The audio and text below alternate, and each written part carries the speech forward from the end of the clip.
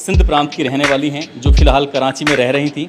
इनके साथ 4 बच्चे भी हैं और शादी हो चुकी थी इनकी, लेकिन पबजी से मोहब्बत हुई और पबजी से मोहब्बत हुई सचिन से। सचिन ये सामने है, गोद में एक बच्चा है वो प्यारा सा, वो यही इनका सबसे छोटा बच्चा है। लेकिन ये बीच में आप एक नया शख्स देख रहे होंगे, ये अभी तक शायद किसी के कैमरे पे नहीं होंगी। ये है सचिन की मम्मी। मैं सबसे पहले तो इन माँ को बहुत दिल से शुक्रिया अदा करना चाहूँगा, धन्यवाद दूंगा, क्योंकि इन माँ ने न केवल सीमा को स्वीकार किया है बल्कि सीमा के 4 बच्चों को भी स्वीकार किया है। किसी के दूसरों को बच्चों को स्वीकार करना, उसके लिए बहुत बड़ा कलेजा होना चाहिए। तो इन माँ के लिए बिग सैल्यूट, बार बार सैल्यूट, क्योंकि इन्होंने न केवल सीमा को बल्कि इनके 4 बच्चों को भी। तो आंटी जी क्या कहना चाहोगे? देखो ये लोग भी आपकी ताली बजा रहे हैं पीछे, एक बार मैं दिखाऊं। और ताली उन बच्चों के लिए है और सीमा की हिम्मत के लिए है। सीमा को प्यार होता है साल 2020 में, जब हमारे देश में लॉकडाउन चल रहा था, लोग एक दूसरे से मिल नहीं रहे थे, लेकिन इंटरनेट की दुनिया ने 2 सरहदों पार, आस पार के 2 लोगों को, सीमा और सचिन को मुलाकात कराई। पहले पबजी से फिर दोस्ती होती है, दोस्ती के बाद फिर प्यार में बदल जाती है। मिलते हैं, उसके लिए नेपाल में 7 दिन रहते हैं। 7 दिन रहने के बाद फिर, अब ये कहानी तो सबने देखी है, लेकिन मैं सबसे पहले माँ के पास जाना चाहूँगा। माँ जी,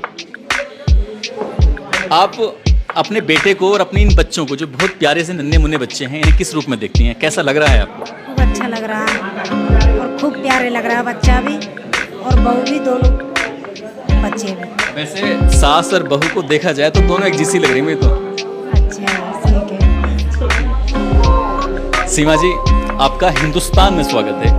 मैं एक चैनल चलाता हूँ, इसका नाम है उस्मान सैफी सफ़र, कहानी सुनाता हूँ उस पर। तो पता नहीं पबजी देखते देखते कभी आपके पास मेरी कहानी पहुँची नहीं पहुँची। मैं ऐसी कहानी पाकिस्तान, हिंदुस्तान या अलग अलग मुल्कों की लेके आता हूँ। और मैं आपसे जानना चाहता हूँ कि जो आपकी पहली कहानी जो शुरू होती है, सुना था पहले भी आपने एक लव मैरिज की थी। पहले मैंने लव मैरिज नहीं करी थी, हाँ पसंद करती थी किसी को, तो उससे नहीं हो पाई, तो इससे मेरी करा दी थी, क्योंकि मैं किसी और को पसंद करती थी। तो इसी कारण मेरी इससे ज़बरदस्ती कराई गई, सिर्फ साइन करवाए गए कोर्ट मैरिज के थ्रू। मेरे पापा ने करवाई थी, मेरे मामू नहीं मान रहे थे वो लोग, मेरे मामू ने मना कर दिया था। पर हमारे यहाँ ऐसा होता है, अगर आप किसी को पसंद करोगे ना, तो मतलब आपको फिर क्राइम में कहेंगे उसने गलत कर दिया, बेइज्जती हो गई, मतलब बहुत गलत समझा जाता है किसी को पसंद करना हमारा। नहीं, ये बात तो यहाँ भी है कि बेटियाँ अगर माँ बाप की मर्ज़ी से जाती हैं तो खुशी होती है, बेटियाँ अगर अपनी मर्ज़ी से जाती हैं तो थोड़ी तकलीफ होती है। किसी को भी होगी, कोई दिक्कत नहीं अलग उसमें। चीज़ होती है सर, मतलब ये अलग चीज़ है, मुझे गलत माना गया तो ऐसे फंसा दे दिया। तो इनकी पहले भी शादी थी, 2 बच्चे हैं इनके, जो मेरे पति थे, उनकी पहले भी शादी, 2 बच्चे थे उनके, और अभी वो हमारे रिलेशन में नहीं थे, तो 2 साल हो गए थे। वो वैसे मीडिया के सामने हाथ पर जोड़ रहे हैं, मोदी से रिक्वेस्ट कर रहे हैं कि मैं मेरे बच्चों को मेरे वापस भेज दो। वरना पहले कहाँ थे इतने दिन ना मुझे ढूंढा, ना रिपोर्ट दर्ज कराई, कुछ भी तो ना कराया। इतने दिन पहले कहाँ थे वो? कहते हैं कि 10 मई को ही हमने रिपोर्ट करा दी थी, शायद अब 10 मई को घर से निकले थे। लेकिन सीमा जी, चलो कोई बात नहीं, जो हुआ सो हुआ। बस एक चीज़ जो मुझे, मतलब मैं अगर सोचूं, जैसे आप पाकिस्तान से वहाँ पहुँचती हैं नेपाल, और नेपाल में जाने के बाद शायद पाकिस्तान का नंबर काम करता है नहीं करता? नहीं करता। अब पाकिस्तान से वहाँ नेपाल पहुँच जाती हैं और कम्युनिकेशन आपका जो था, बातचीत ख़त्म हो जाती है। कैसे, मतलब तो ये कैसे पता चला कि मुझे एक इंडिया में एक जगह है रबुपुरा, और वो भी ग्रेटर नोएडा के ज़िले के अंदर, तो वहाँ से यहाँ जो पहुँचना था, तो उसके लिए कैसे अपने मतलब कांटेक्ट करा, या किसी बस वाले से बातचीत की, क्या करा? मैंने पहले पैसे चेंज करवाए, अंदर एयरपोर्ट के अंदर सब कुछ है। उसके बाद थोड़ा ही आगे सिम कार्ड मिलता है, 500 रुपये में पैकेज भी, हफ्ता फ्री नेट, और सिम कार्ड नेपाली एमसीएल की सिम होती है वहाँ पे। दूसरे देश में एकदम ऐसे दे देते हैं पासपोर्ट पे? अच्छा, पासपोर्ट तो दे तो सब कुछ मेरे पास, तो कागज़ पूरे थे, सिर्फ इंडिया का ठप्पा वीज़ा नहीं था, बाकी तो सारे कागज़ मेरे पे थे। ऐसा वो फेक नहीं, वो रियल हकीकत है, मेरी सच्ची पहचान है वो कुछ फेक नहीं है। फेक वाली तो बात नहीं कर रहे। तो जैसे आपने नेपाल के रास्ते आने की सोची थी, तो उससे पहले आपने इंडिया के रास्ते आने की भी सोची थी, एक सही रास्ते पे चलने की कोशिश की, बिल्कुल हो नहीं पाया? नहीं हो पाया, क्योंकि यहाँ के सरकारी मुलाजिम के साइन चाहिए, उनके आधार कार्ड की कॉपी, वो इनको कोई दे ना रहा, इनको पता। हमारे देश हिंदुस्तान और पाकिस्तान में हमेशा मतलब एक दुश्मनी जैसी बात रहती है, एक तकरार वाली बात रहती है, तो ये वीज़ा मिलना बहुत मुश्किल हो जाता है। लेकिन आपने कहा कि मुझे आना था, मेरे मतलब बहुत ही मेरा मन था कि मैं जाऊँगी, कुछ भी हो जाए मैं इंडिया ज़रूर जाऊँगी। जैसे कि सब्जेक्ट होते हैं, मेरे मकसद था कि मैं इंडिया जाऊँगी इनके पास, फिर मर जाऊँ, कुछ भी हो जाए, फिर वो नसीब की बात है। जैसे कि गदर फिल्म में सनी देओल कहता है कि ये अगर तारा को वीज़ा नहीं मिलेगा तो क्या वो पाकिस्तान नहीं जाएगा? वही, जो सीमा को वीज़ा ना मिला क्या वो इंडिया नहीं आई? एक बार दोबारा से बोल। सीमा को वीज़ा ना लगा क्या वो इंडिया नहीं आई? आ गई। अगर ये नहीं आ पाती, सीमा जी यहाँ नहीं आ पाती, तो इधर को अपनी इधर बैठ जाइए ना, तो फिर हाँ आंटी जी के पास बैठ जाओ, तो फिर आप क्या करते? यहाँ बैठ। ये बहुत ही सज्जन व्यक्ति हैं, बहुत ही शरीफ हैं। इन्होंने कहा कि अगर, इन्होंने कितनी बड़ी बात कही कि अगर सीमा को वीज़ा नहीं मिलता या एंट्री नहीं मिलती तो क्या वो हिंदुस्तान नहीं आ सकती थी? सारी बाधाओं को तोड़ते हुए आ गई। अगर ऐसी बाधाएं आपके सामने आती तो क्या करते आप? बहुत ही सज्जन व्यक्ति हैं, लेकिन यार तुम सज्जन तो हो, इतने प्यारे हो कि एक 4 बच्चों के मतलब अब जिम्मेदारी आप उठाएंगे। क्या इन बच्चों के बारे में सोचा है आपने? कैसे आगे पढ़ाएंगे, कैसे पढ़ेंगे आप आगे? बच्चों को पढ़ाएंगे और लिखाएंगे, यानी सही शिक्षा देंगे और बच्चों को खाना यानी कि रहन सहन ठीक रखेंगे बच्चों का। मैं अपने बच्चों से ज़्यादा चाहूँगा। मैंने ही खुद कहा था कि बिन माँ के बालक वहाँ पर तेरा कोई नहीं है, तो बिन माँ के बालक छोटे बालक हैं कि बिन माँ के बालक ऐसे ही रहेंगे। तू एक काम कर, तू यहाँ से, जब पहले नेपाल में मिले थे हम कि तू जा, ये तो ये कह रही थी मैं तुम्हारे साथ चलती हूँ। बच्चे घर पे थे, चाची वाली को चाची वाली कब तक रखती, सब टॉर्चर करते हैं। तो मैंने बोला कि तू एक काम कर, कि तू वहाँ पर जा, तू अभी मत मेरे साथ जा, मेरे साथ मत चल, तू वहाँ जा और बच्चों को साथ लेकर आना। मैंने ही खुद कहा था इसको। आपने कहा था बच्चों को साथ लेकर? जी सर। बिल्कुल अंधी थी, जो तुम चाहिए बच्चे बहन पाल लेगी, और इन्होंने कहा नहीं, तुम सारी ज़िंदगी होती रहोगी। आप तो भी क्या है ये कट है सर, कैसे बॉर्डर पार करके लगेगा? इनसे लड़ाई में लगे अभी तो, ये तो अभी लगे थे, हम लड़े थे यहाँ भारत। कभी तो लगा यहाँ गुस्सा आ जाए। इनको समझा दें, सास तुम्हारी जितने आपको क्यूट लग रहे हैं, हाँ सच में बहुत लड़ते हैं यहाँ पे। अच्छा।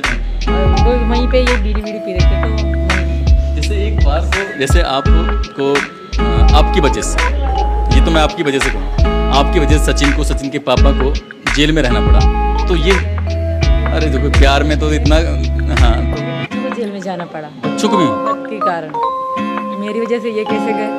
अगर ये ना बुलाते शायद मैं ना आती, शायद ये ना पटाते शायद मैं ना पढ़ती, माँ खुश बैठी थी।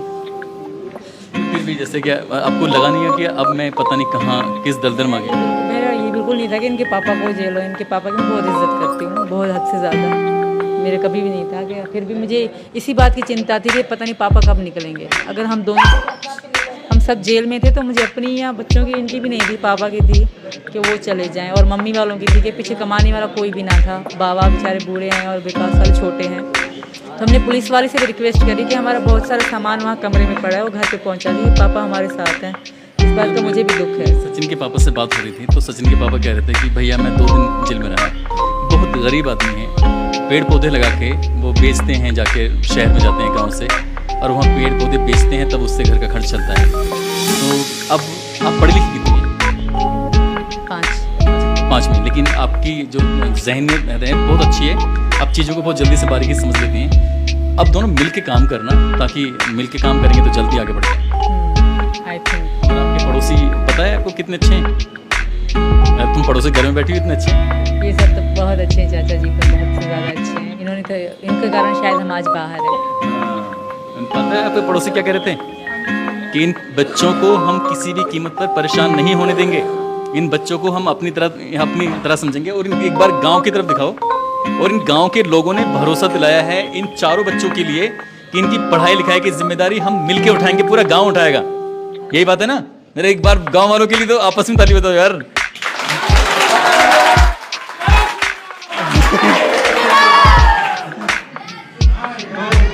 तो इसलिए बच्चों को लेके तो आप बिल्कुल बेफिक्र हो जाइए। और हो सकता है कि मैं अपनी इस वीडियो के माध्यम से ये अपील ज़रूर करूँगा कि जो यहाँ आसपास के अच्छे लोग हैं, बढ़िया लोग हैं, क्योंकि ये बहुत बेहद गरीब परिवार है, इस परिवार को आगे बढ़ाने के लिए, मेहनत करने के लिए आपको कुछ इसमें हेल्प करनी चाहिए।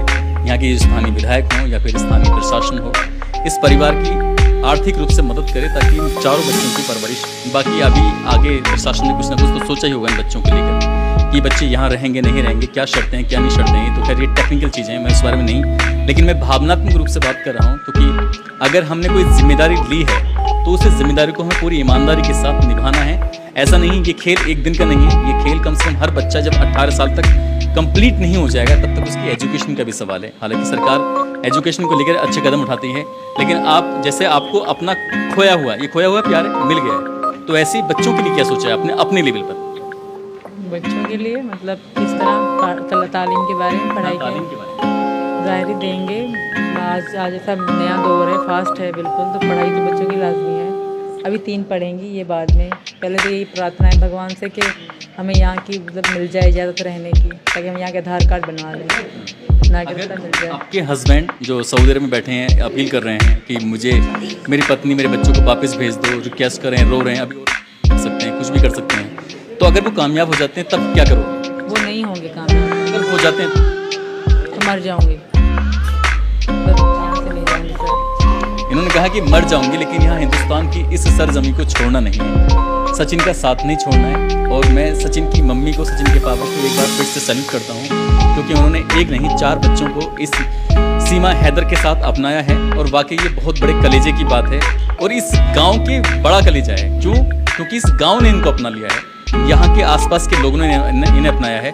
और दोस्तों इस पूरी घटनाक्रम को, पूरी कहानी को सुनाने का उद्देश्य भी किसी को परेशान करना नहीं है, बल्कि दिखाना था आपको कि इस दुनिया में कितने कितने बड़े दिल वाले लोग रहते हैं। और सचिन, उनके परिवार को एक बार फिर से शुभकामनाएं, जो बहुत ही अच्छी सुंदर सी बहू लेके आए हैं। बहुत बहुत शुक्रिया, अपना ख्याल रखें, खुश रहें। जय हिंद, जय भारत।